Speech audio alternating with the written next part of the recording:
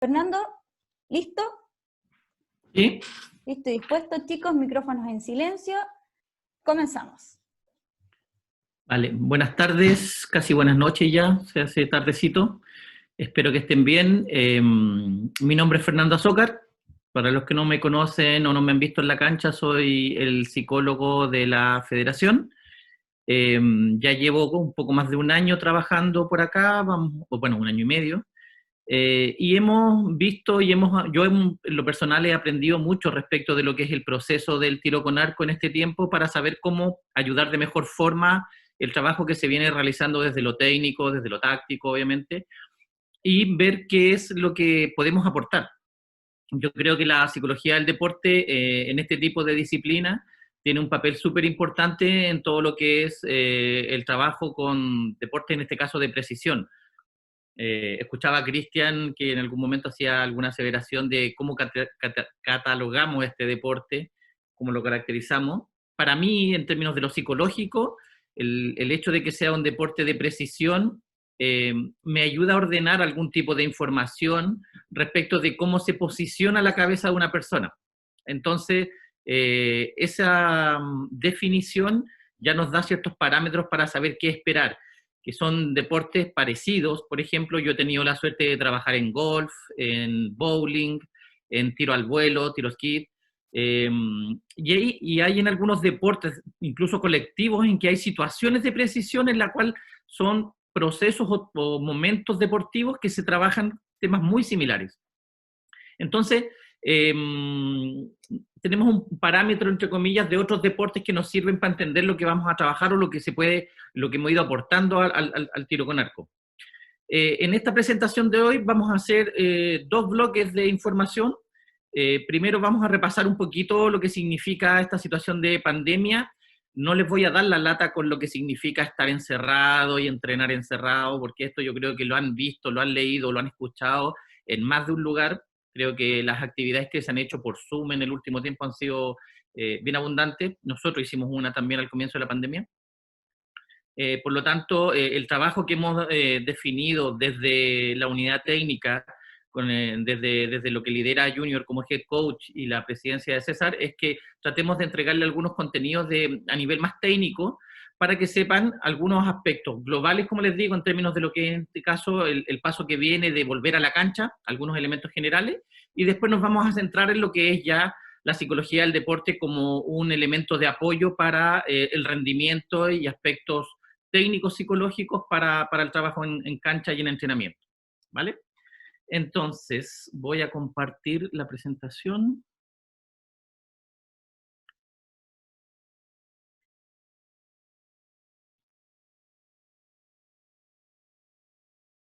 Si alguien me puede dar feedback que se ve bien. David, te veo a ti. ¿Se ve bien? Perfecto. Sí, se ve bien. Gracias. Perfecto, perfecto.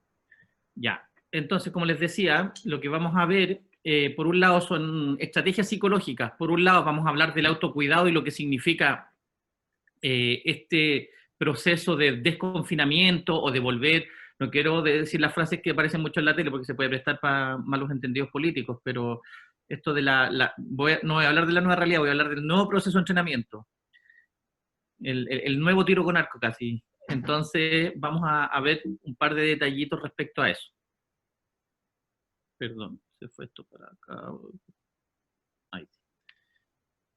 A ver, aspectos a considerar y a tener en cuenta. Lo primero es que este fin de año, este proceso de segundo semestre, independiente de la semana en la que nos toque volver, vamos a tener que acostumbrarnos a nuevos hábitos deportivos.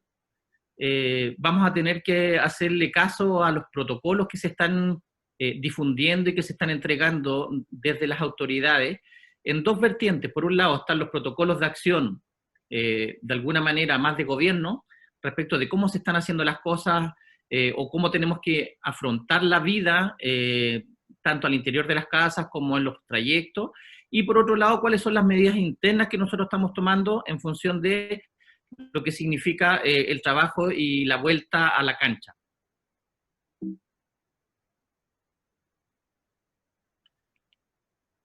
A ver, algunos elementos que se han comentado en diferentes ámbitos, en diferentes lugares. El protocolo de acción global, hoy día, esto yo sé que lo han escuchado en innumerables espacios, pero siempre es bueno volver a mencionarlo. Hoy día tenemos 4 estrategias que van a ser globales y nos van a acompañar, yo creo que hasta fin de año.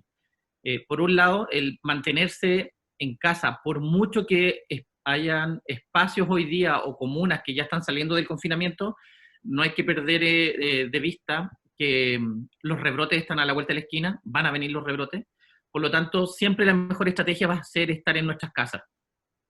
En segundo lugar, los momentos en los que no estemos en nuestras casas, tenemos que tener los utensilios básicos, como son el uso de la mascarilla, que esta mascarilla ojalá tengan un cuidado también muy adecuado en el uso, en términos del lavado, si es que son reciclables, o botado y limpieza respecto de si son desechables. El lavado de manos va a ser siempre, o la limpieza en general va a ser siempre una de las estrategias más adecuadas cuando volvamos a nuestros hogares. Y por otro lado, todo lo que tiene que ver con la distancia interpersonal, el llamado distanciamiento social. Entonces, eso en términos globales, yo sé que es una lata, uno, recordar esto, y dos, tener que hacer esto. Pero resulta que la situación de pandemia nos obliga a tener nuevos hábitos de vida, tanto a nivel interno, insisto, en nuestras casas, como a nivel social. Entonces, como les digo, yo sé que esto no es nada nuevo, pero es más que necesario volver a comentarlo. Por otro lado, tenemos que entender algunos de los aspectos que nosotros vamos a trabajar en términos de lo que son los protocolos deportivos. Y los vamos a hablar en función de estas tres variables. Por un lado, ¿qué significa el volver a la cancha? Nosotros aquí nos adecuamos a los protocolos ministeriales y vamos a entender cómo van a ser los procesos de sanitización de los espacios deportivos. Por otro lado, vamos a ver de qué manera se pueden realizar los controles o los indicadores que definan en este caso para el parque, indicadores de salud, de contagio. Creemos que puede haber una persona que esté, tomando temperatura para medir, o pidiendo a lo mejor si es que hay exámenes de PCR para los deportistas que hoy día ya están compitiendo o ya están entrenando, que son los primeros que están en la cancha junto a Junior, que son en este caso los medallistas, que son los únicos autorizados, que son los medallistas de Lima. Y por otro lado, una vez que estemos con los procesos grupales, es cómo se divide la cancha o cómo vamos a tener un nivel de distanciamiento adecuado a lo que ocurra. Eso es en términos del espacio público y del espacio, en este caso, del parque. Por otro lado, está cuáles son lo mínimo que nosotros tenemos que hacer en términos del cuidado de los equipos. Nos vamos a tener que acostumbrar, bueno, yo no, porque no tengo equipos, pero ustedes se van a tener que acostumbrar mucho a todo lo que es el uso del alcohol gel y el pañito para andar limpiando a cada rato todos los enseres, las herramientas, los equipos que tengan contacto físico con otros espacios. Yo pongo aquí como imagen la maletita, porque yo creo que la maletita, si es que sale de la cancha o no sale de la cancha, o si está o no está, va a ser el equipo deportivo, entre comillas, que va a estar más expuesto. Entonces es donde, si los arrastran y todo esto, van a tener que tener cuidado con las superficies en las cuales hay contacto social. No quiero ni hablar del tema del transporte público y cómo se va a hacer esto, porque esto ya tiene que ver con el ámbito personal y cómo se van a desplazar en el momento en que podamos hacer, insisto, la vuelta a la cancha. Creo que es un tema no menor y muy importante. Y por último, en términos de lo que es algunas conductas mínimas deportivas, es que se aconseja, en términos de los protocolos que se han ido conversando en el mundo del deporte, es que los deportistas en diferentes ramas deportivas lleguen vestidos a la cancha. En algunos deportes en que incluso se duchaban, no es el caso nuestro, también se prohibía, por ejemplo, que ocuparan en gran medida las duchas para tener que permanecer, por un lado, en contacto con otras personas, por el entorno del camarín, o por otro lado, para que puedan entrar y salir rápidamente de los espacios deportivos. Como les decía, el tema de lo que son los espacios grupales los va a definir la unidad técnica, cómo se van a realizar estos grupos, cuáles van a ser las cantidades mínimas aceptables o máximas aceptables para estar en la cancha, por lo tanto los horarios no van a ser como los veníamos utilizando habitualmente. Aquí hay un tema no menor, dependiendo de la cantidad de horas que un deportista esté en la cancha o personal técnico, se va a tener que comer fuera de la cancha. Esto es algo que se tiene que revisar porque está dentro de un protocolo que se divulgó. Y por otro lado, mantenemos lo global, que tiene que ver con el aseado y en este caso el lavado de manos según los contactos y las superficies en las cuales uno está en contacto en la cancha. Eso en términos generales. Como les decía, es algo difícil de asumir rápidamente. Yo creo que el hábito va a ser lo más complicado aquí, porque no estamos acostumbrados a mantener un control consciente de todo este tipo de conductas. Estamos acostumbrados a ir a la cancha, a disfrutar la cancha, tanto en términos deportivos como en términos sociales. Por lo tanto, es una nueva forma de enfrentarse al deporte. Va a ser un poco artificial para algunas cosas, va a ser a lo mejor menos lúdica, va a ser para algunos a lo mejor puede ser hasta más latera, más fome, pero es parte de lo que nos toca enfrentarnos y es bueno que lo vayamos asumiendo lo más rápido posible. Como les había dicho Ignacia, yo no tengo, a ver, en términos de preguntas, no tengo mayor información. ¿Por qué? Porque hay muchas de las cosas que todavía se están desarrollando en torno a lo que son los protocolos y cómo va a ser esta nueva forma de mantener la claridad respecto de lo que vamos a hacer. Lo que sí les puedo comentar es que en términos del otro punto que aparecía en el autocuidado, es que vamos a hacer sí un seguimiento desde el área psicológica en cómo vamos a trabajar y cómo vamos a acompañar a aquellos que requieran una ayuda un poco más cercana, ya sea porque han tenido alguna dificultad en su familia, en algunos deportes y en algunos entornos con colegas. Me ha pasado de que incluso han tenido que hacer acompañamiento por fallecimientos por COVID. Creo que en este caso nosotros no tenemos esa situación y espero que se mantenga de esa manera. Pero independiente de eso, aquí pueden aparecer algunas amenazas en términos de lo que es el miedo por volver, el miedo al contagio, el miedo a contagiar a lo mejor a tus seres queridos. Por lo tanto, ahí tenemos, insisto, todo un proceso en el cual vamos a estar haciendo todo lo que esté en nuestras manos para hacer este acompañamiento inicial. Si tienen alguna duda respecto a eso, puntualmente lo podemos ver al final, pero no, como les digo, en términos de protocolos no hay mayor información respecto al tema global, ¿vale?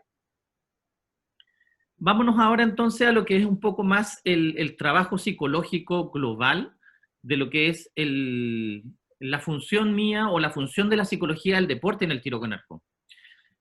A ver, primero, en términos de por qué la psicología del arco la psicología del tiro con arco empieza a recoger información. ¿Qué me interesa a mí? A mí siempre me gusta saber por qué una persona se dedica al tiro con arco. ¿Qué hace que, yo siempre lo digo casi como broma a veces, qué hace que pierdan el tiempo yendo a la cancha? ¿Qué hace que pierdan plata comprando flecha, comprando equipo? Yo sé que soy pesado para preguntarlo, pero me gusta cómo me responden, porque me he pillado hartas respuestas.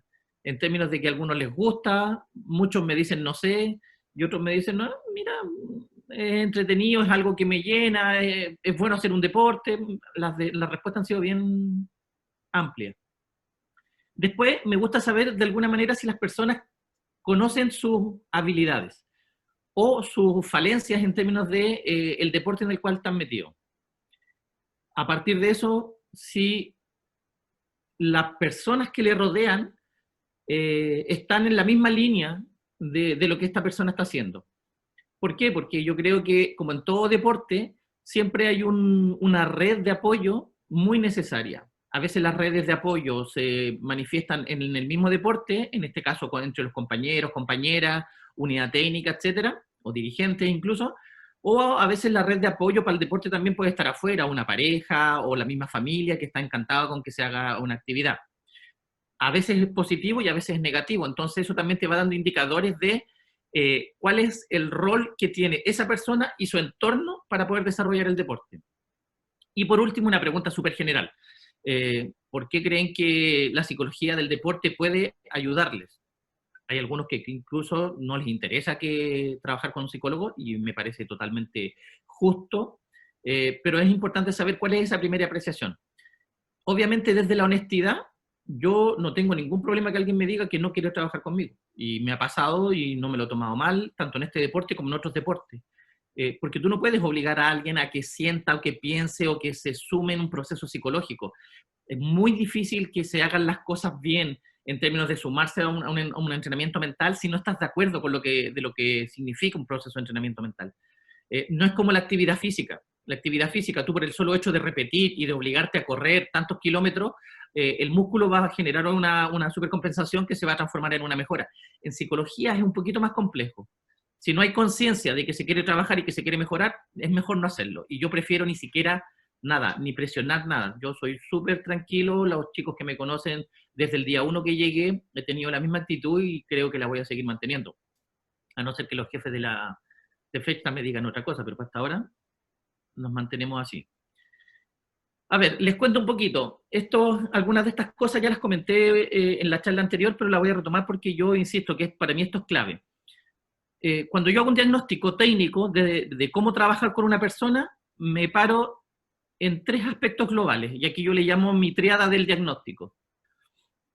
Por un lado están los aspectos de la motivación, por otro lado los aspectos del pensamiento, y por otro lado los aspectos de la concentración. Con esos 3 elementos, yo me hago una imagen rápida de quién tenemos enfrente y cómo puedo ayudarlos para mejorar.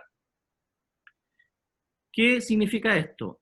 Que por un lado tengo que ver cuáles son los objetivos, cuáles son las prioridades que tiene esta persona en el deporte. Segundo, cuáles son los pensamientos que tiene, que son los más adecuados y los menos adecuados. En términos técnicos, aquí se habla de los pensamientos más racionales a veces o más irracionales. Y por otro lado,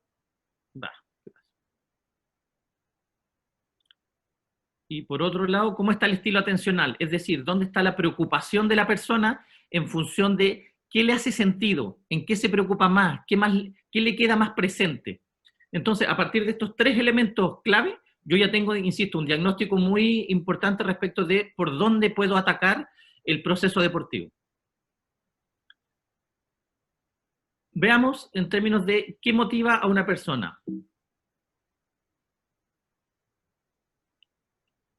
Primero, ¿tiene claridad en lo que quiere? ¿Sabe para dónde va? Cuando está en el deporte, ¿qué le hace más sentido? ¿Ganar una copa, un trofeo? ¿Mejorar el puntaje que tiene?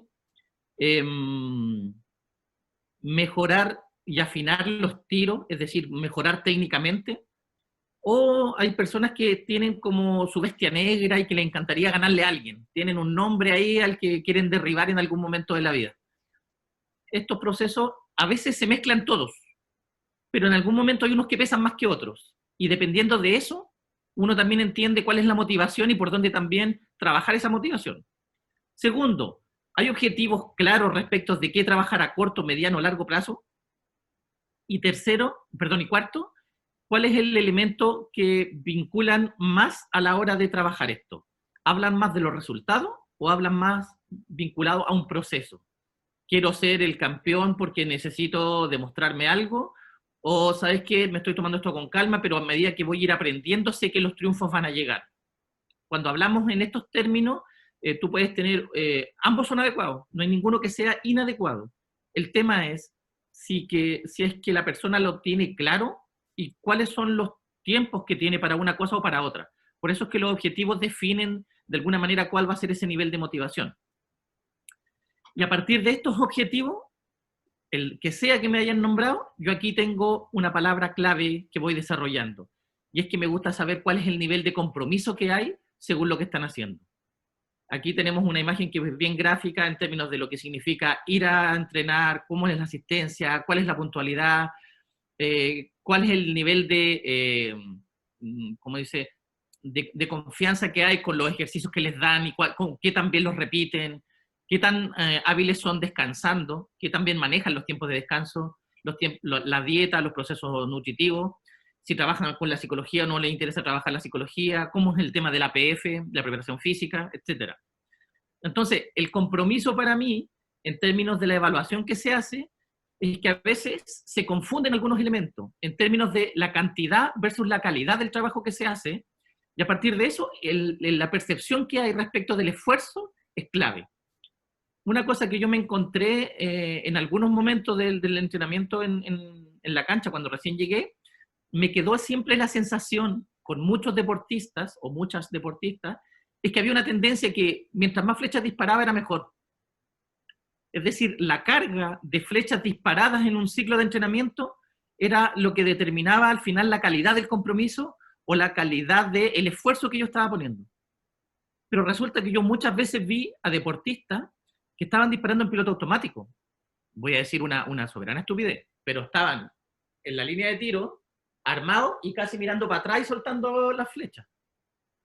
Entonces, claro, están haciendo cantidad de flechas, sí, pero la calidad, yo vi procesos de disparos, insisto, que parecían metralletas, pero que no estaban haciendo los procesos de rutina, de preparación o de sentir el arco para que fuese un proceso adecuado. Era casi como hacer bow training. Entonces estaba trabajando más la abertura del arco que la calidad del proceso en términos de la precisión. Entonces, cuando yo evalúo esto, veo el compromiso y necesito saber si es que esto es una preocupación para el deportista. ¿Son conscientes de lo que es la calidad del trabajo?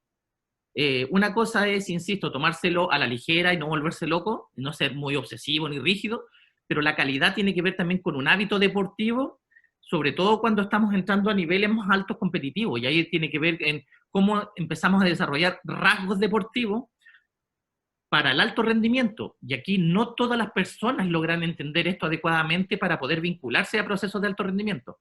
Entonces, somos una federación deportiva, por lo tanto estamos buscando el rendimiento deportivo. Que no nos vamos a volver locos porque todos lleguen al alto rendimiento es una cosa, pero necesitamos que la gente se vincule en un hábito y en una actitud de rendimiento. Y entonces ahí sí vamos a poner ojo y siempre vamos a estar atentos a cómo se da este proceso. Entonces, al final, la síntesis de este tema de los objetivos es que son proporcionales los objetivos que la gente se propone con el nivel de compromiso que está dispuesto a entregar. Y aquí hay una palabra que aparece en paralelo. El sacrificio que tienen que hacer por vincularse al alto rendimiento es equivalente. Entonces, aquí tenemos, insisto, pareciera que no estamos hablando todavía de psicología, pero son muchos elementos que tienen que ver con la voluntad. La voluntad de ir a entrenar, la voluntad de hacer cosas que no quieren hacer, la voluntad de relacionarse a veces con personas que no les interesa relacionarse, y la voluntad con sufrir y asumir los costos que esto implica. Entonces, ahí es donde empezamos a desarrollar, insisto, hábitos de alto rendimiento. Ir a entrenar en días con lluvia, con frío, sin ganas, medio resfriado, etc. Ahí es donde empezamos a evaluar si el compromiso es el adecuado o no es el adecuado. Sigamos. ¿Qué pasa en el segundo factor, con los niveles de pensamiento o los tipos de pensamiento? Cuando hablamos de pensamiento, y aquí a nivel psicológico me aparece esta definición, vamos a hablar siempre de una estructura cognitiva, que es cómo piensa la persona. Este caballero Ausubel habla de que se define como el conjunto de conceptos e ideas que un individuo posee sobre determinados conocimientos, así como la forma en que tiene de organizarlos. Y esto es importante, y ahora les voy a explicar por qué. ¿Qué hago yo o qué se debería hacer o qué hacemos habitualmente? Primer objetivo, saber cómo piensa una persona.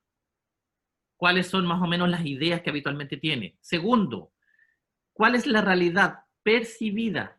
Y esto puede sonar un poco raro, pero resulta que las personas habitualmente no respondemos a la realidad tal cual es. Que de hecho yo todavía no entiendo si es que hay una realidad objetiva o siempre toda la realidad es una realidad percibida. Porque lo que pienso yo de un proceso deportivo puede ser que muy diferente a lo que piense la persona que está al lado mío. Tenemos un mismo entrenador, a lo mejor no todos tenemos la misma opinión de ese entrenador.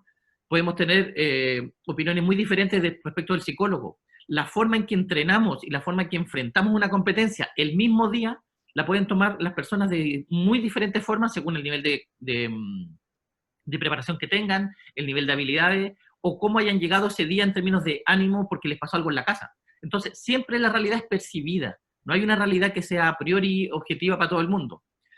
Y en tercer lugar, lo que tenemos que hacer es cómo le mostramos a un deportista que la realidad que él percibe es de él. Y que la realidad no es que sea eso. Más de un deportista o una deportista a mí me discuten cosas y yo me río, los escucho y me tratan de convencer a veces de que esto es de una determinada manera. Es que se equivocan por una determinada manera, es que las cosas les salen mal de una determinada manera. Y aquí es donde nosotros tenemos que tratar de hacer un esfuerzo por cambiar esa forma, porque eh, cuando el deportista se acostumbra a pensar de esa manera, a ver, si empecé con un 7, si empecé con un 6, esta competencia ya no tiene sentido. No, ya sé que hoy día empecé con la pata izquierda, entonces no hay caso. Por mucho que me esfuerce, hoy día empecé mal, puta. Por otro lado, alguien que empezó con un 10, esta es la mía. No, yo empezando con un 10 estoy listo. Ya sé que entré en ritmo de inmediato, o que calenté bien, solamente calentando bien ya estoy bien. Pero resulta que esas son ideas que son a veces casi como mantras que la gente se mete en la cabeza, y que después la realidad se va imponiendo de otra manera. Entonces, si no tenemos recursos para entender cuál es la forma correcta de pensar durante toda la competencia, eh, estas ideas nos pueden echar a perder un muy buen torneo, pero no por cómo empezamos, sino por cómo vamos haciendo las cosas gradualmente, paso a paso. Esta forma que tenemos de trabajarlo entonces es reestructurar lo que se piensa. Y en términos prácticos, es mostrarle a esta persona, de alguna manera tratar de mostrarle que está equivocada en lo que está diciendo. ¿Cómo se lo mostramos? Con ejemplos concretos, con situaciones concretas. Por ejemplo, yo aquí he visto a nuestro buen amigo Junior trabajando. Eso es una foto de Lima, ¿eh? Esto no es que lo haya hecho ahí, pero es solamente para acompañar la imagen.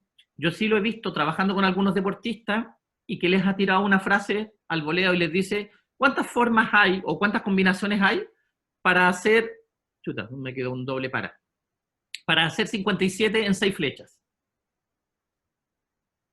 Y aquí, si ustedes son los arqueros, ustedes saben que yo no disparo, los que me conocen, yo soy psicólogo, muy psicólogo, y de arco no tengo idea ni de proceso deportivo, pero sí sé de lo que significa la forma de afrontarlo. Si una persona empieza a jugar con los números, pueden empezar incluso hasta con un 7, no sé si con un 6 nos dé la chance de llegar a 50, no nos da. Con un 7 sí. Entonces, si empezamos con un 7 y después nos tiramos puros 10, ya se cayó la idea de que una persona nos diga que si empezamos disparando una flecha a un 7, no le va a ir bien, porque claramente tenemos la posibilidad de disparar después solamente 10. Que no es fácil? No es fácil. Pero como nada en este deporte, yo creo que el deporte de precisión es lo que tiene que estar haciendo las cosas bien para fomentar esto. El tema es que las dinámicas, en términos de cuando tiran un tiro, entre comillas, malo, eh, las personas tienden a pensar más de la cuenta y tienden a armarse películas diferentes en función de una flecha. Y esto es lo que hace peligroso que el deportista tome decisiones muy apresuradas en función de un tiro y no en función de un proceso deportivo en el cual tienen ciertos parámetros que van a cumplir a lo largo de toda una competencia. Insisto, yo cuando he visto a Junior hacer esto con los deportistas, la primera vez que lo vi me gustó mucho, lo he visto hacer más de una vez, y me gusta también que el deportista logre pensar por qué los obliga a Junior a hacer este tipo de actividades. Obviamente se pueden organizar los puntajes en función de lo que son más dieces o menos dieces y en función después de cómo se va dando esto hacia abajo. Y ahí ustedes tienen un pool de formas de afrontar una competencia en donde un puntaje de 57 no creo que sea malo. Y si se sigue repitiendo, ni hablar. O puede ser que en algún momento baje a 56 o 55, pero que puede que en otra serie podemos hacer otros puntajes. El problema está en cuando ustedes suman más de la cuenta. Cuando empiezan a pensar en un global de puntaje, están en la segunda serie o la tercera serie y ya se están proyectando a las 72 flechas y se están poniendo un puntaje aquí porque creen que eso es lo que van a lograr. Ese es un error importante. Y ahí es donde, como les digo, hay que mostrarle al deportista que esos errores es una manera inadecuada de pensamiento. Y esas son estrategias inadecuadas de pensamiento. Seguimos. Como estoy con la hora, estamos media horita. A ver, me van a disculpar mi español o mi francés, pero estas frases son habituales en el mundo del deporte. uno en el deporte generalmente no comete errores, uno siente que la caga. Y esto lo converso habitualmente de esta forma. Yo, cuando trabajo en el mundo del deporte, y este es mi estilo, mi forma, mi dinámica, yo no soy muy cuidadoso, digamos, a veces en algunas palabras que utilizo. ¿Por qué? Porque yo siento que hay que hablar en el mundo del deporte como pasan las cosas en el deporte. Y en este sentido, el tema de cagarla, creo que define muy bien la sensación que uno puede tener en la interna, de cómo uno comete errores, pero se siente de otra manera cuando esto te pega adentro. Quiero que hagamos un ejercicio pequeñito. Les voy a solicitar que todo el mundo abra el chat. El chat de aquí. Yo voy a dejar de... ¿qué pasó? Voy a dejar un poco abierto aquí. Lo que vamos a hacer en el chat es que quiero que revisen momentos importantes deportivos, positivos, negativos, como ustedes quieran. Y lo que quiero que hagan es que escriban ahí, insisto, como a ustedes les ha salido en ese momento, qué frases o qué palabras se han dicho ustedes en esos momentos claves. Si es que han tenido algún problema, si es que les ha gustado, si es que se dan ánimo, si es que se putean, si es que lo que sea. Pero por favor escriban al menos 3 palabras o frases que ustedes se digan en momentos claves de un torneo. Momentos clave puede ser que estoy disputando algo, momentos claves puede ser que no me están saliendo las cosas y necesito reactivarme, momentos claves pueden ser todos aquellos momentos en los que uno sabe que esto determina en gran medida lo que estoy haciendo en ese momento del torneo. No es un momento monótono en el que va todo como súper bien en piloto automático, no, son momentos clave, como muy intensos. ¿Qué vamos a hacer? Vamos a copiar esta información y la vamos a traspasar a una tablita donde vamos a resumir todo lo que ustedes nos digan. Ignacia nos va a echar una mano. Ignacia, ¿está lista? Lista. ¿Están escribiendo ya o no? Están escribiendo los chicos ya. Ya. Vamos entonces, yo voy a dejar de compartir un segundito esto. Yo te doy tiempo a ti, Ignacia, mientras que lo vayas anotando en la otra pantalla.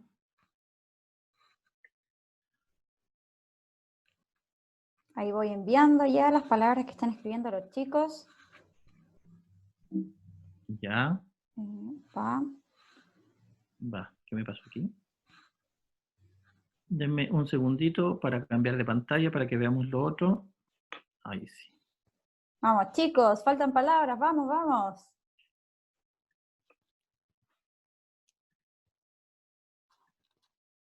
Ya. Vamos, ¿Se ve? Sí, se ve. Ya. Hasta ahora, la palabra firme pareciera que es una palabra que se repite harta gente. Ahí va, tranquilo. Hay hartos que piensan mucho por aquí. Escriban Paso a palabras. paso, Vamos, esperando, vamos. respira, natural, fuerte, adelante, ¿vale? Por lo que veo, generalmente son palabras de control y de ánimo respecto a lo que quieren hacer. Por lo que ustedes están señalando por ahora, nadie se dice cosas negativas. Qué bueno que la federación funciona de esa manera. Ya tú sabes qué hacer. Esperando.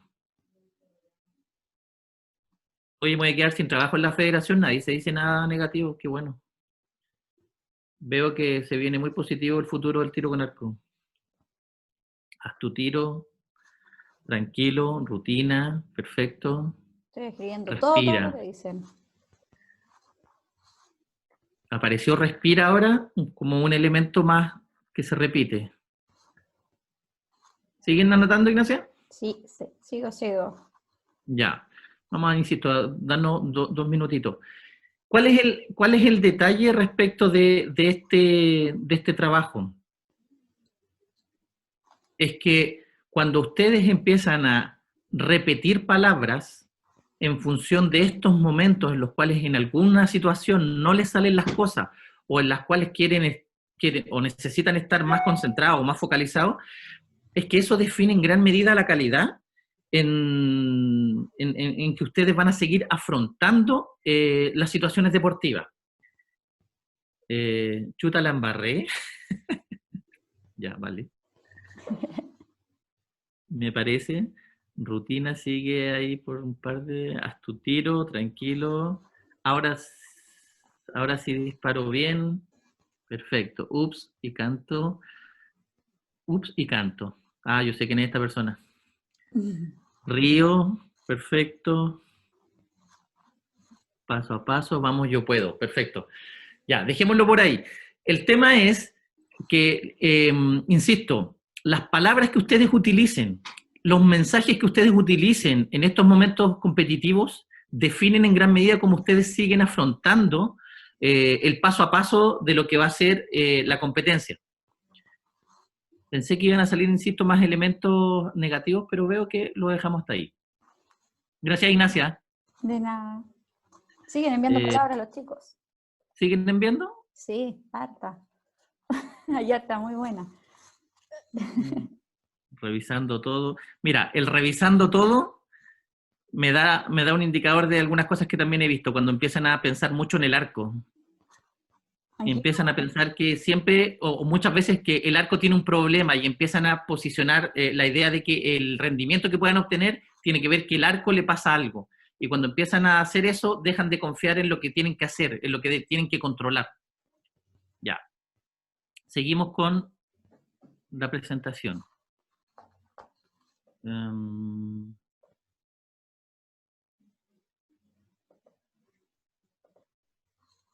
Muchas gracias, chicos. La presentación. Gracias. ¿Se ve la presentación? Sí, el chico con el cerebro. Ah, el chico con...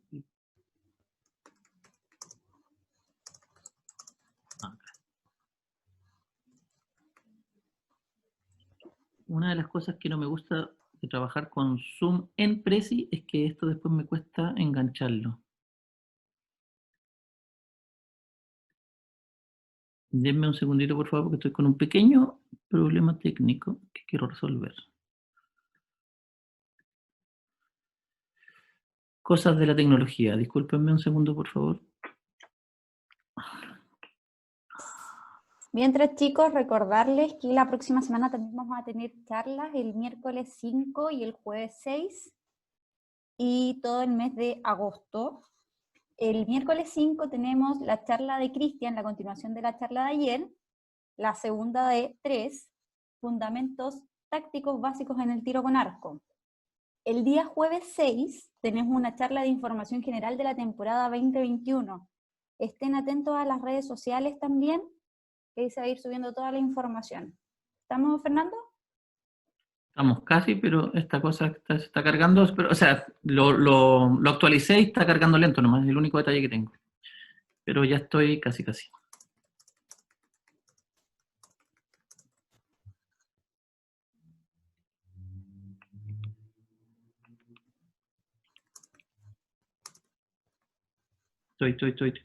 casi. Me disculpan por el lapsus, pero estas cosas, por mucho que uno las prepare... Suele ocurrir. Sí. Suele ocurrir, tranquilo. No, sí, en ese sentido estoy acostumbrado a que pasen cosas inesperadas, y yo creo que justamente es lo que le pasa a los deportistas cuando están también en momentos de rendimiento. Si uno se pone nervioso y empieza a complicarse más de la cuenta, el tema generalmente va peor de lo que uno quisiera. Así es. Ya.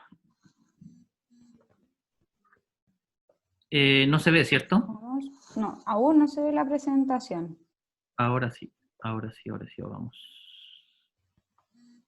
Ahí está, ahí se ve. Perfecto. Entonces, seguimos pensando en lo que eran estas variables de pensamiento. Ahora lo que vamos a hacer es, vamos a fijarnos en algunos elementos vinculados a la concentración. Me robé esta foto de internet y me gustó mucho porque tiene un par de elementos que me interesa señalar en función de esto que les estoy comentando en dónde está el foco, cómo es el foco, y cómo la gente se preocupa de algunos elementos y de otros no. Por ejemplo, estos dos deportistas están focalizados, obviamente, en el tiro. En este caso están focalizados, pensaríamos que en la diana. Entonces, su foco está adelante. Pero no todos los deportistas, y no en todos los momentos deportivos, tú estás focalizado en los mismos lugares. Entonces, ¿qué ocurre? En esta situación deportiva, tenemos una deportista que es zurda, que por lo tanto su orientación es atípica en función de las personas que son diestras. ¿Qué ocurre? Que en términos de lo que es la focalización de la vista, se choca la vista con otra deportista. ¿Cuál es la tendencia? Muchas veces el foco va hacia abajo. Y la otra deportista también tiende a focalizarse a lo mejor en su arco. Entonces, el foco aquí y cómo nosotros logramos identificar dónde está el foco de la deportista en diferentes momentos competitivos también nos puede ayudar si es que eso la saca de su nivel de concentración. Y aquí tenemos otra situación de un deportista en función de mirar hacia atrás en una situación en la cual se está compitiendo. ¿Qué podríamos esperar en términos de lo que es esa orientación de la visión? A lo mejor una instrucción técnica, a lo mejor alguien le gritó algo, pero esto ya habla a lo mejor de un nivel de desconcentración en términos de estar atento a otros factores que no son propiamente tal que los que son de fluidez del tiro. Ahora, en términos de concentración, ¿qué esperamos nosotros desde la psicología del deporte? Que también le hagamos caso a un foco interno, es decir, a los elementos vinculados a las sensaciones, que es algo que se repite habitualmente en el tiro con arco. Y aquí es donde estamos pendientes a lo mejor de las sensaciones en función de cómo el arco sube, cómo se posiciona, cómo se siente la tensión del brazo, y cómo es, por ejemplo, la apertura o el nivel de activación en términos de lo que son elementos técnicos como la cuerda, o elementos físicos como la espalda, como la escápula. Entonces son cosas que yo les he escuchado a ustedes, que yo no tengo idea porque, insisto, como no disparo, pero ustedes le hacen mucho caso a esas sensaciones. Vuelvo a decir, no es que sean elementos ni positivos ni negativos, tiene que ver en con qué intensidad le hacen caso y cuánto les puede afectar esas sensaciones cuando no son procesadas adecuadamente, porque ese foco está excesivamente puesto ahí. Entonces, nosotros tenemos que saber cómo sentimos en entrenamiento, cuando tenemos buenos trabajos, buenas rutinas de entrenamiento, para saber cómo es lo que esperamos en un día de competencia. Cosa que de esa manera tenemos una información básica. Vuelvo a lo que les decía antes, en términos de cuáles son algunos de los mensajes que empiezan a aparecer cuando ustedes están disparando. Y aquí son algunos que yo he escuchado, que no sé por qué me adelanté a que no iban a salir todos los que yo esperaba en el trabajo que hicimos, en el ejercicio que hicimos. No la cagues, relájate, paso a paso, despacio, concéntrate, fluido, disfruta, dedos, lindo grupo, etc. Ahora, ¿qué ocurre? Que en algún momento esta concentración o este nivel de concentración se puede ver afectado de manera importante a partir de ¿qué? De los errores o en algún momento de una derrota. ¿Qué ocurre? Que en la disciplina del tiro con arco a veces uno puede competir a nivel grupal, a nivel de equipo, a nivel mixto, a nivel individual, etc. Y a veces las derrotas, unas nos duelen más que otras. Y eso, entre comillas, esas situaciones puede que haga que en el tiempo la persona se empiece a mal acostumbrar y a generar distintos tipos de reacciones. Una de ellas es cómo yo vuelvo a esforzarme después de estos errores, o cómo yo vuelvo a concentrarme después de estos errores, o cómo yo vuelvo a sentir adecuadamente lo que corresponde en cada parte del proceso en función de lo que yo estoy sintiendo. Entonces, por un lado hablamos de lo que es la tolerancia a la frustración, y por otro lado hablamos de cómo la persona sigue haciendo su trabajo, y ese es el elemento importante. Lo más difícil en términos de la concentración después del error es entender que la situación que viene, es decir, la próxima flecha, es una situación que yo ya he trabajado, entrenado 20.000 veces, y que por mucho que me haya equivocado antes, yo tengo que tener, ojalá, la estabilidad mayor para poder afrontar este nuevo proceso, esta nueva rutina, como si empezara desde cero. Y eso es lo difícil. Eso es lo difícil, de desconectarse de lo que la cabeza me dice, y aquí es donde les hablaba hace un rato de lo que es la realidad percibida. Una flecha es algo que he hecho 1.000.000 de veces, o incluso más a lo mejor de ustedes. La he disparado 1.000.000 de veces, pero esta nueva flecha, después de un par de errores, o después de un error que a mí no me gustó, viene con una carga adicional. Y esa carga adicional es la que ustedes muchas veces no están dispuestos a soltar. Esa carga adicional es la que ustedes no están dispuestos a ceder para poder empezar esta rutina desde que saco mi flecha y armo el tiro, desde cero, sin carga, cosa que yo pueda hacer mi rutina adecuadamente. Y este tema de la tolerancia a la frustración es algo que se va evaluando continuamente, y es lo que en gran medida echa a perder grandes deportistas y grandes procesos deportivos, porque no son capaces de tolerar la frustración que genera una mala época, una mala flecha o un mal campeonato. Vamos a la última etapa. ¿Qué vemos acá? ¿Cómo estoy de tiempo? Me quedan 10 minutos. Lo que yo he repetido hasta el cansancio, y es que el 90 o incluso más veces, porcentaje de las veces, va a ser la respuesta a la mayoría de los problemas, es una buena rutina. Las personas que tengan una buena rutina, por mucho que les haya pasado lo que les haya pasado, van a poder tener una herramienta que les permita afrontar lo que viene. No digo que sea fácil, insisto, nunca quiero parecer que esto es muy simplista, pero sí hay una forma concreta, una herramienta técnica que te ayuda a salir del paso. Y esta rutina es lo que tenemos que saber, es cómo la armamos. Por un lado, tenemos una rutina precompetitiva que tiene que ver con el tiempo previo a la competencia. Es decir, si compites a las 9, ¿a qué hora estás llegando a la cancha? Y esto, insisto, esto lo he mencionado más de una ocasión.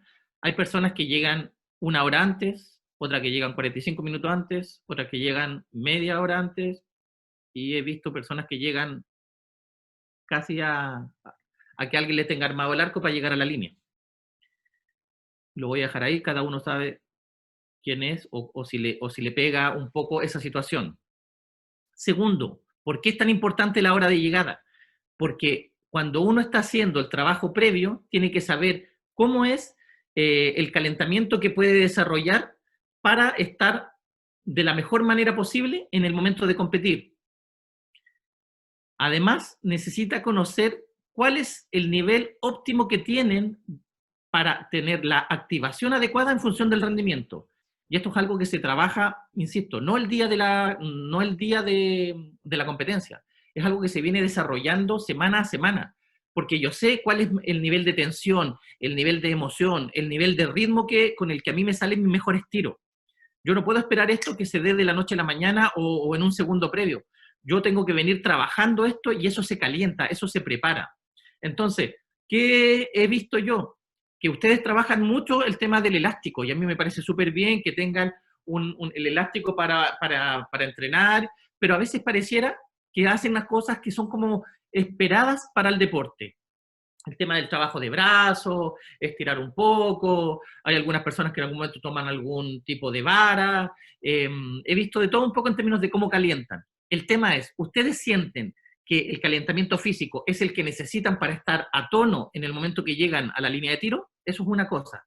Segundo, ¿cuántos de ustedes hacen esa misma equivalencia de calentar, pero a nivel de la cabeza? Muchos llegan con la cabeza no sintonizada a la línea de tiro, y lo logran hacer después de a lo mejor de 2, 3, 4 flechas, y recién ahí sienten que están concentrados para empezar a afrontar el campeonato. Eso también es un error, porque eso significa que no tienen una rutina de preparación, una rutina precompetitiva que les ayude a calentar lo que es los elementos psicológicos. Entonces, hay un desequilibrio aquí entre lo que es lo físico y lo psicológico, el entrenamiento mental. Yo sé que el entrenamiento físico lo hacen, muchos de ustedes, tampoco lo hacen todos, pero muchos de ustedes, la mayoría creo que sí lo hacen. No sé qué tan bien lo hacen porque no es mi área, pero sí sé que lo hacen. Lo que sí veo es que muy pocos hacen la parte psicológica. Porque además lo que les ocurre es que abusan a veces del tema social, incluso en días de competencia, incluso en días de ranking. Entonces, hay que buscar el espacio, hay que saber cómo se hace eso, hay que saber cómo se prepara ese calentamiento psicológico semanas y meses previos. Esto no es algo que van a trabajar una semana antes de llegar a competir, es algo que se viene entrenando mentalmente. Por eso es que hablamos de proceso de entrenamiento mental, no es que el psicólogo dé una charla o dé una arenga y está todo listo para que las personas estén así como súper listas o enfocadas en lo que deben realizar. Y, como les decía hace un rato, este deporte es de precisión, pero se parece también a muchas situaciones en las cuales hay situaciones de precisión en otros deportes. Entonces, ¿cómo cuidamos nosotros esto? ¿Cómo hablamos de meternos a la burbuja? ¿Y cómo vamos trabajando esta burbuja? Es un poquito lo que vamos a hablar ahora. Situaciones como un tiro libre en el fútbol, los lanzamientos libres en el baloncesto o incluso el servicio en el tenis, obedecen a la misma situación en la cual yo estoy controlando el movimiento desde cero y yo me hago cargo de cómo me preparo psicológicamente, físicamente y cómo veo mis sensaciones en torno a este momento y a este proceso.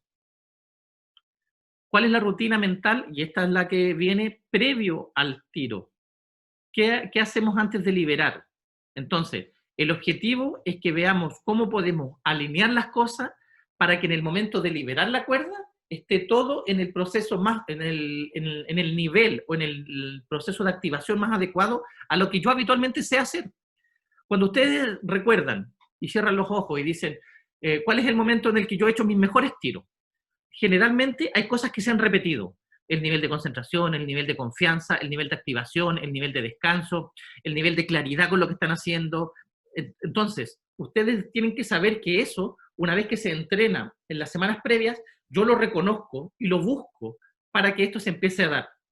Eso es lo que trabajamos en términos de la rutina. Un elemento clave para hacer eso es el trabajo que podemos hacer con la visualización.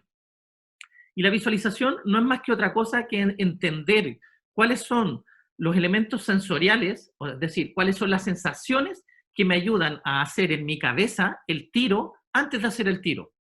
Y aquí es donde trabajamos lo habitual, y por eso se llama visualización, es ver el movimiento. En este caso es ver la flecha como sale y a dónde llega.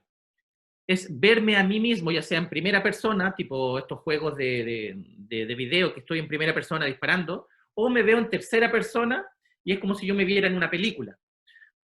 Cualquiera de las dos cosas sirve, depende qué es lo que te hace más fácil a ti. Pero no es solamente la imagen, y este es el error que a veces se comete, es sentir los movimientos, sentir el ritmo, sentir incluso la presión, en este caso de la cuerda, cuánto me pesa el arco, cómo son los sonidos, por ejemplo, cuando ustedes liberan la flecha, la cuerda suena, cómo es el sonido del impacto cuando llega la diana. Incluso les diría que depende de los deportes y depende de los lugares, o si yo a lo mejor estoy acostumbrado a sentir, soy más sensible a dolores, los olores me pueden hacer sentido. Entonces, cuando yo meto todo esto en proceso de entrenamiento y yo me acostumbro a tener esto claro, todo esto en sincronía, yo estoy visualizando de mejor manera. La cabeza, y esto lo he dicho muchas veces, tiene una característica que es muy buena para lograr cosas importantes. El cerebro es un arma impresionante que tenemos, pero también es un poco estúpida en algunas situaciones. La mente, a nivel de activación neuronal, no logra distinguir cuando está haciendo una actividad versus cuando la está imaginando o cuando la está visualizando. Eso significa que las zonas neuronales en torno al movimiento, en torno al elemento técnico y a la situación deportiva, son las mismas o son muy similares. El tema es que eso significa que la información que le pasa al cuerpo, la cabeza, al resto del cuerpo, va en consonancia con lo que yo estoy visualizando. Cuando yo le estoy diciendo a la cabeza, y esta es una visualización negativa que ustedes muchas veces la entrenan sin querer entrenarla, y le están diciendo, uy, están haciendo a lo mejor un shoot-off, o están en puntaje y saben que con un 8, con un 9 o con un 8 están listos porque la otra persona tiró un 6, dice, no me voy a tirar un 6. ¿Cuál es la última información que le pasaron a la cabeza? Le están mostrando un 6, un puntaje bajo, o le están diciendo, no se me va a abrir, o no voy a tirar no la voy a tirar fuera. Entonces, siempre estoy pensando cosas, y la forma en que yo pienso en esas cosas es como yo traduzco esa información en elementos después que son físicos. Esa forma de traducir la información y de hacer llegar la información es responsabilidad de ustedes.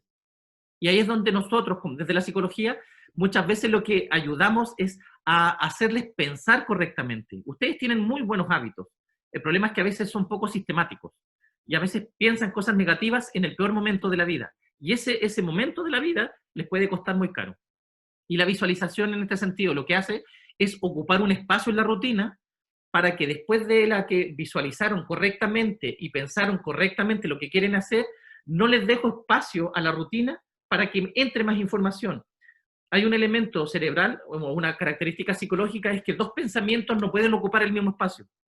Pueden ser consecutivas, pero no el mismo espacio. No puedo pensar en acertar y fallar a la vez. Entonces, si yo le estoy dando la información a la cabeza de que voy a acertar y después de eso voy solamente a hacer el movimiento, no dejo espacio, no dejo tiempo para que entre un pensamiento negativo respecto de lo que puedo hacer mal. Y por eso es que la visualización y la rutina bien trabajada genera muchos beneficios.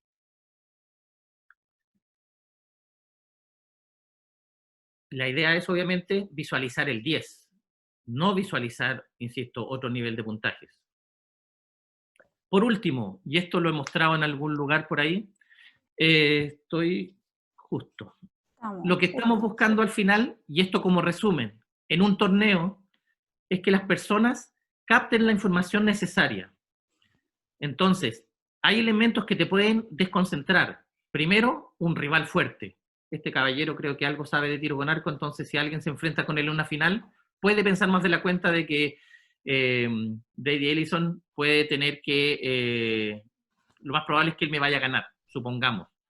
Pero no es solamente un distractor el rival. Tenemos otro distractor que tiene que ver con el puntaje que está haciendo el rival. O la televisión en toda su forma. O temas como el sonido o las cámaras de televisión en un momento en que este es un torneo importante. Hace algunos años, hace unos cuantos años, tuve la suerte de entrevistar a Denise Van Lamoen por un estudio que hicimos con el Comité Olímpico, y ella tenía buen rendimiento. Me parece que ese torneo esos Juegos Olímpicos fueron los de Australia. Y Denise me decía, Fernando, una cosa es el deporte, una cosa es lo que yo sabía hacer técnicamente y otra cosa es que nadie me preparó para el show que significa estar en un Juego Olímpico. Y ahí es donde esos elementos también se entrenan.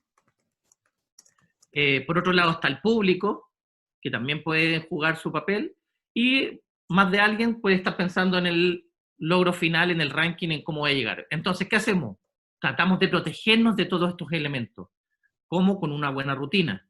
Tratamos de ir apagando los elementos que nos desconcentran, cosa de que yo me empiece a preocupar de lo que realmente debo preocuparme. En este caso, mi proceso interno y mi elemento, que es mi estímulo clave, que en este caso es la diana. Entonces, voy apagando estos elementos, cosa que yo me siento lo más cómodo posible y solamente estoy preocupado de esto. Y lo demás pasa realmente a un segundo plano o tercer plano. Entonces, la tarea es eliminar la información innecesaria y concentrarse en lo que realmente es importante. Y ese es el trabajo que se debe desarrollar desde lo que son un proceso de entrenamiento mental. Entonces, para cerrar, insisto, nunca es bueno pensar o creer que esto es absoluto. Pensar correctamente no te va a hacer que siempre hagas buenos tiros. La correlación no es del 100%. El tema es que pensar mal y hacer malos tiros, esa correlación es mucho más alta. Por eso es que tenemos que preocuparnos de los elementos mentales. Muchas gracias. Fernando, me pasé 2 minutos. Te pasaste 2 minutos. Te pasaste. Fernando, Si hay muchas gracias. preguntas. Efectivamente, tenemos aquí bastante participación de los chicos. Vamos a proceder a las preguntas. Vamos a poner a prueba aquí con las preguntas. Veamos. Pregunta. Bianca Villalobos. ¿Cómo debe enfrentar el deportista o su entrenador la presión de tener que ganar siempre un campeonato? ¿Cómo debe enfrentar? La frustración. Lo dije en algún momento y lo vuelvo a decir. A un entrenador y a un deportista, si están pensando en lo que tienen que ganar, partimos mal. el entrenador, y Junior lo sabe de sobra, y yo lo he escuchado a él 20.000 veces, no está pensando en tener que ganar. La diferencia está en que si tú haces un buen trabajo y estás con unos números que son las estadísticas, en función de que tienes ciertos récords, tú sabes que tienes más probabilidades de conseguir un triunfo. Por mucho que una persona necesite ganar, y aquí entramos a la realidad nacional, por mucho que una persona necesite defender un PRODAR, o que necesite ser número 1 del ranking, y para eso necesita X resultado final en un ranking nacional para ser el número 1 de Chile, si tú estás pensando en eso, tú dejas de pensar en lo que realmente controlas. Tú no controlas los resultados, tú no controlas los puntajes, tú no controlas el campeonato. Tú lo que controlas es desde el momento que te paras en la línea, desde el momento que tomas una flecha y desde el momento que haces todo un movimiento técnico. Eso es lo único que controlas. Tú liberaste la flecha y tú ya no controlas nada más. ¿Qué es lo que vuelves a controlar? Tu estructura interna, tus sensaciones internas, tu mentalidad y cómo voy a afrontar el tiro que viene. Eso es lo único que controlas. Los resultados son la consecuencia de venir haciendo eso bien una y otra vez. Perfecto. Y en base a esto, ¿es recomendable hacer visualización la noche previa a la competencia? Si lo han entrenado, sí. Si nunca lo han entrenado y porque alguien les contó de la visualización, no, porque no le van a encontrar una dinámica que realmente se haya interiorizado y que les sirva el otro día. La técnica de la visualización, como cualquier técnica deportiva, ya sea física, técnica o psicológica, si no se repite y no se viene trabajando habitualmente, no tiene mayor injerencia en la calidad de la preparación. Cuando sí se ha entrenado, es muy buena si se trabaja y se utiliza el día previo. Es muy buena si uno se despierta incluso en la mañana y hace un poquito de meditación si quiere, y empieza a planificar y a hacer situaciones deportivas como para ir calentando lo que viene. Esas situaciones son muy positivas. Perfecto. Felipe Fuentealba aquí también pregunta, ¿qué papel cumple la psicología en personas que tienen como propósito el tiro con arco como hobby y participan en competencias? O sea, la psicología del deporte es una herramienta que tienen a su servicio para mejorar la calidad del proceso deportivo. O sea, da lo mismo si están en un proceso de hobby, en un proceso de olímpico, o si están empezando a entrenar para ver si les gusta o no les gusta.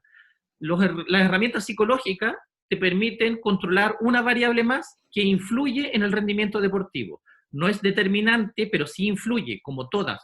Hay momentos en que es más determinante lo físico, lo técnico, y en algunos momentos es más lo psicológico, también depende de la persona. Les diría incluso que hay deportistas que no trabajan con psicólogo deportivo, pero sí trabajan la psicología deportiva, porque tienen buenas habilidades. No es que dependan 100% de un psicólogo, pero mientras más se vuelve competitivo el ambiente, pareciera que hay que afinar más detalles, y ahí es donde pareciera que te ayuda mucho más esto, porque también tienes un nivel de tensión, un nivel de control que es mucho más fino y es mucho más intenso. Perfecto. Karina Encina pregunta, ¿cómo se hace presente el calentamiento psicológico? Ah, buen punto. Qué bueno que me preguntaron por eso. El calentamiento psicológico, todo depende de lo que tú ya hayas entrenado o que hayas aprendido a entrenar, como siempre voy a repetir lo mismo, semanas previas. El trabajo se debe hacer en función de lo que a ella le sirve.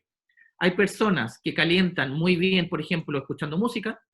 Hay personas que pueden visualizar, como te preguntaban recién, y que eso les ayuda mucho. Hay personas que con un buen calentamiento físico, mezclado con autodiálogo, que no lo mencioné porque, insisto, no me dio tiempo de mencionar todo lo que nos puede servir, en términos de autodiálogo, de darse frases de ánimo y que sean atingentes a lo que tienen que reforzar, les ayuda. Por ejemplo, si en la semana estaban trabajando un elemento con el codo y un autodiálogo técnico es, empiezo a visualizar y empiezo a jugar con el elástico, es decir, estoy haciendo elementos físicos, estoy ocupando un autodiálogo y me estoy recordando de elementos técnicos. El codo tiene que ir en esta dirección, tiene que ir con esta velocidad, se tiene que abrir en este ángulo, perfecto, pero no para mecanizarlo, sino que para empezar a soltarlo, para recordar que esto es lo que estoy trabajando. Cosa que cuando llegue a la línea de tiro ya no lo pienso tanto, solamente me preocupo de ejecutarlo. Entonces, eso tiene que ver con el timing que yo necesito, tiene que ver con el nivel de activación que yo necesito. Entonces, lo principal es conocerse, es diagnosticarlo previamente y haberlo entrenado previamente. Perfecto. Tenemos otra pregunta también aquí de Felipe Pérez. Dice, ¿cómo podemos ayudar a una persona ansiosa si tiene ansiedad antes y durante la competencia? Mira, el otro día, no sé si tuvieron la suerte de estar en la charla de nuestra amiga Sara López.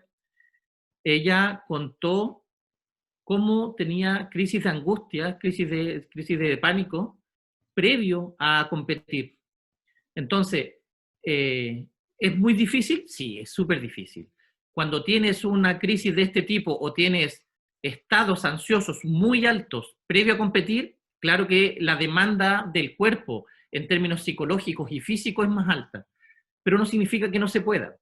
Significa que tú tienes que tener ciertos elementos claros respecto de qué es lo que te genera más ansiedad. Y aquí tú tienes que atacar a los pensamientos, que muchas veces nos hacen un flaco favor, porque nos empiezan a mostrar todo un elemento de catástrofe que se puede dar.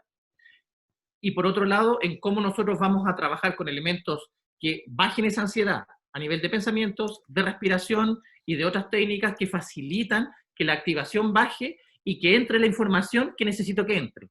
Entonces, cuando yo voy mezclando esas dos cosas, habitualmente logro posicionar la cabeza en el nivel de foco que requiere.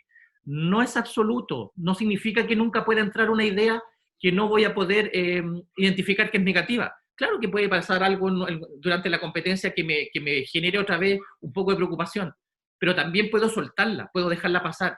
Hay una técnica para la gente que le guste leer y que le guste la meditación. Hoy día ha entrado muy fuerte todo lo que es el mindfulness. Yo le recomiendo a todas las personas que lo conocen, que les gusta la meditación y que lo puedan desarrollar, que lo hagan. O las personas que les gusta el yoga.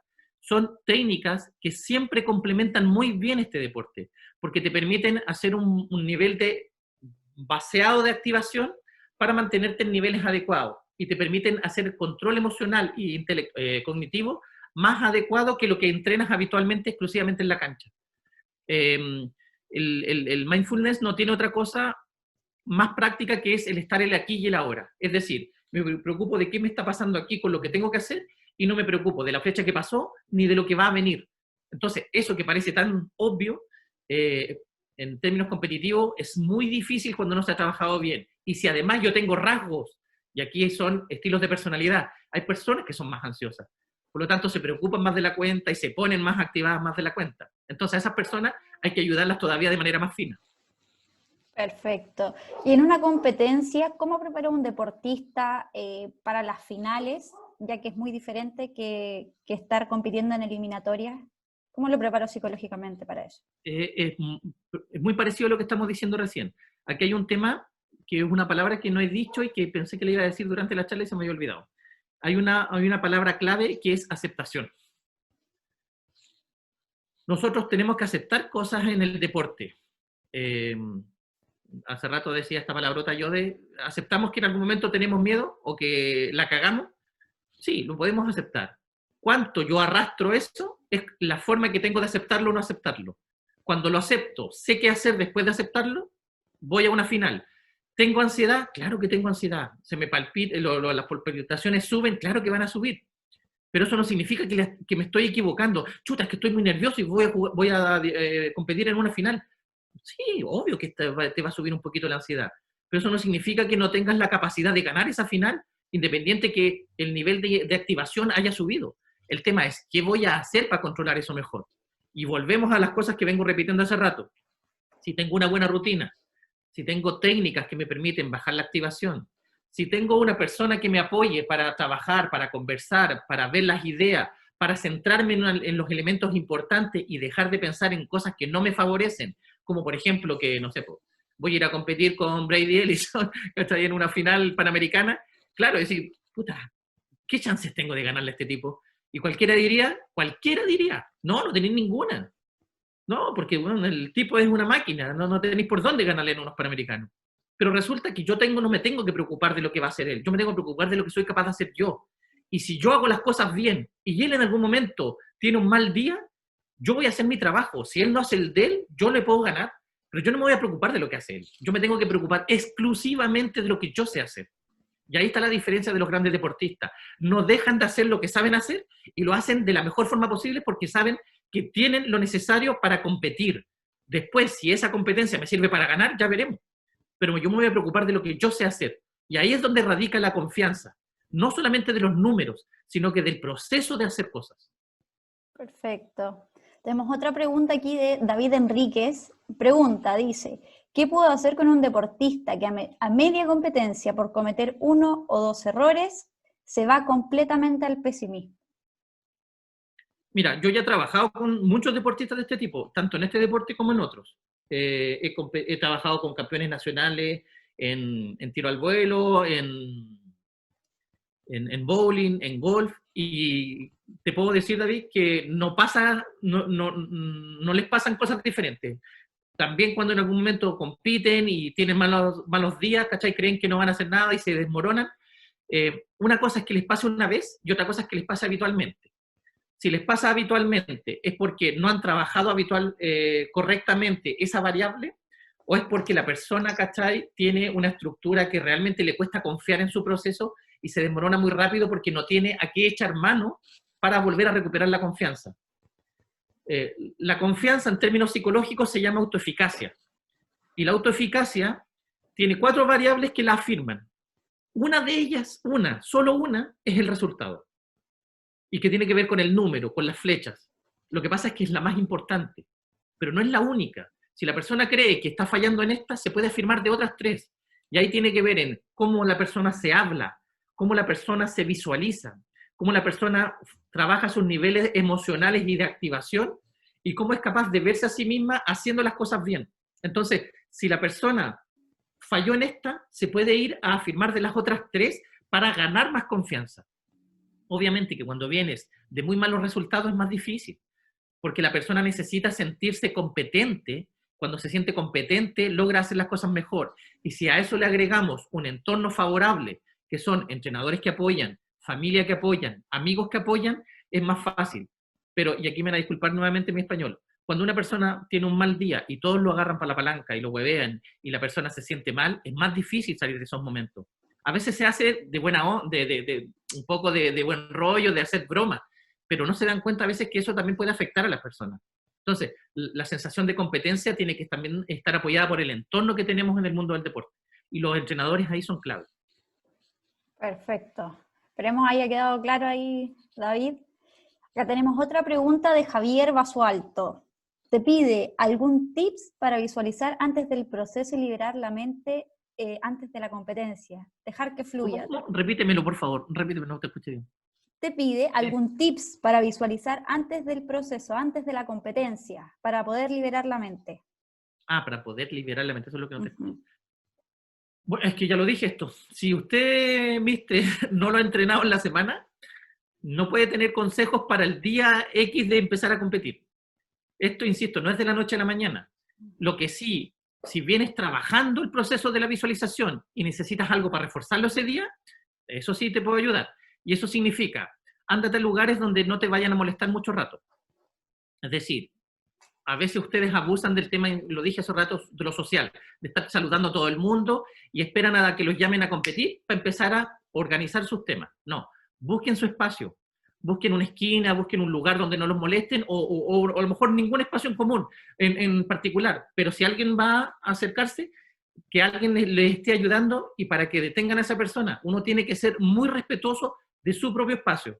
Es decir, sabéis que estoy entrenando, estoy calentando, estoy haciendo un trabajo mental, o me estoy preparando, me estoy concentrando, por favor, hablemos después del torneo. Y eso yo lo he visto muy poco en los espacios competitivos de la federación. Yo creo que eso es algo que se tiene que entrenar mucho más fuerte, y cada persona no se puede tomar mal cuando otro lo aleja en función de esto, porque lo que está haciendo es competir.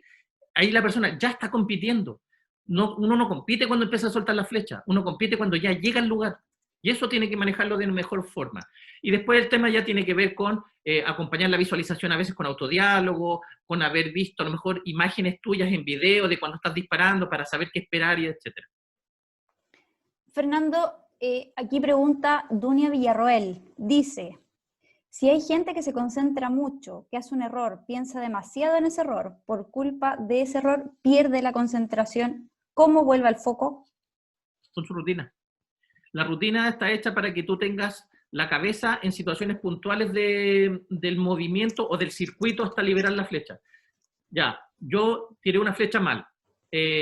Pucha, no sé, pues estaba disparando bien y me tiré una M. No sé, ya, qué más terrible que una M. ¿Qué le pasa a una persona que tira una M? Por dentro se quiere morir, ¿no? Quiere tirar todo, quiere putear un rato, ya. Acepten que se tiraron una M, liberen eso.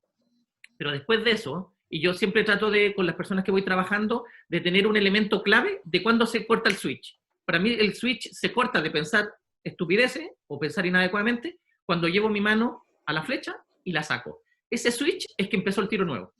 Entonces aquí yo empiezo, saco mi flecha, la pongo, estoy entonces sintiendo lo que voy a hacer, dependiendo de cómo he organizado mi rutina, cómo tengo la visualización, si visualizo al comienzo, si visualizo después, si estoy preocupado de un buen grip, o estoy preocupado de un buen ritmo, subo, activación, alineo, no sé, una buena activación y libero. En todos esos momentos no tengo tiempo para darle información negativa a la cabeza. Entonces siempre me afirmo de la rutina. La rutina es la que me ayuda a conectarme con lo adecuado y a desconectarme y hacer que se bloqueen esos pensamientos malos, siempre que esté bien trabajada. Ok, Fernando, ¿qué nos puedes decir de los puntos de activación y los puntos de chequeo antes y previo a la, antes y después de la competencia? Cuando hablan de los puntos de chequeo, no sé si se refieren a chequeos técnicos. Posturas. Claro, cómo siento mi cuerpo yo, cómo puedo verificar que estoy sintiendo realmente mi cuerpo. Vale. Mira, aquí esto es un poquito más difícil porque el psicólogo habitualmente no tiene por qué saber de elementos tan finos desde lo técnico. Entonces, es bueno, y aquí es algo que tampoco he dicho mucho, es muy bueno que el psicólogo también haya trabajado muy vinculado al proceso con el entrenador, que sepa qué están trabajando, qué elementos están fortaleciendo a lo mejor en el último proceso, en las últimas 2 semanas, de cara a lo que van a realizar el día de la competencia. Entonces, cuando hablan de este chequeo, lo que yo entiendo es que hay personas que a lo mejor dicen, escucha, no sé, pues estoy trabajando el codo, pero es que se me olvida lo del codo.